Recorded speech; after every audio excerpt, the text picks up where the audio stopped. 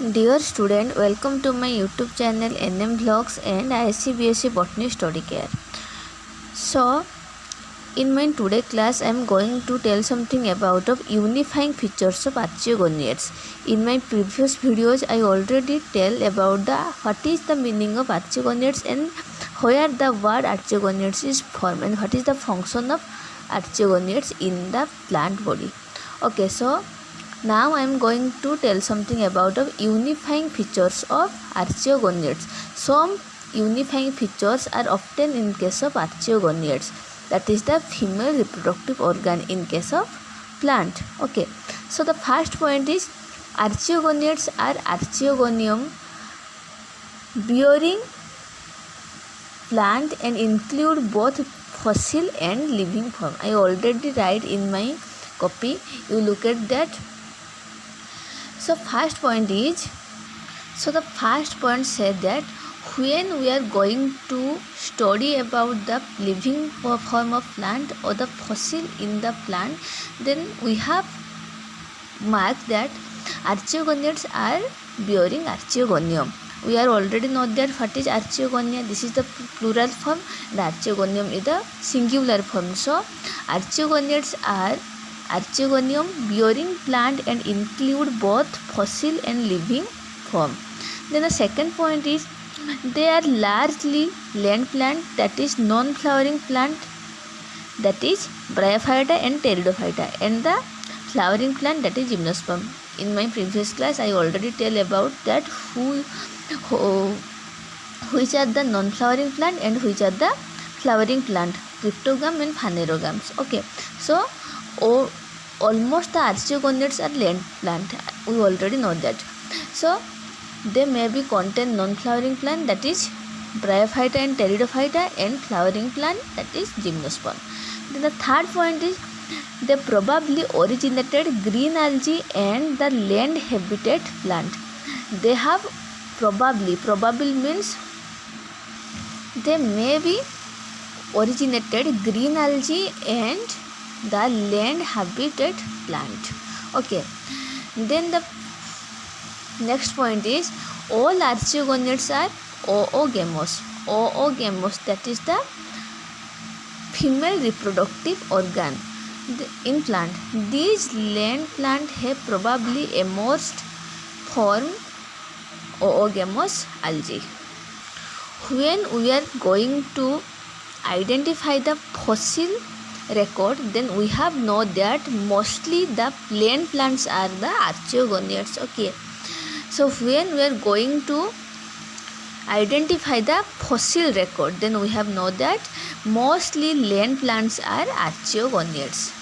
Okay, then the archegonium, the female reproductive organ, almost found in all members of archegoniads except few gymnosperm. That means the archegonium is the female reproductive organ which is almostly found in all members of archegoniads except the few gymnosperm. Okay, then the male sexual organ is known as or is called as antheridium. Antheridium is the male sex organ in plant body. Okay, this is a mostly probable short question we may be find in our entrance exam, that may be PG, that is CPET exam. So in archegonium the reproductive organ called archegonia. I already tell that in archegonium or in archegoniads the reproductive organ is archegonia, that is plural form, and archegonium is the singular form. Okay, each archegonium born on the female gametophyte. So all types of archegonium are born or birth on the female gametophytes. Then archegonium is flask shaped. This shape, that is known as flask shaped. Okay, the archegonium is flask shaped structure and consists of few parts, that is venter and neck.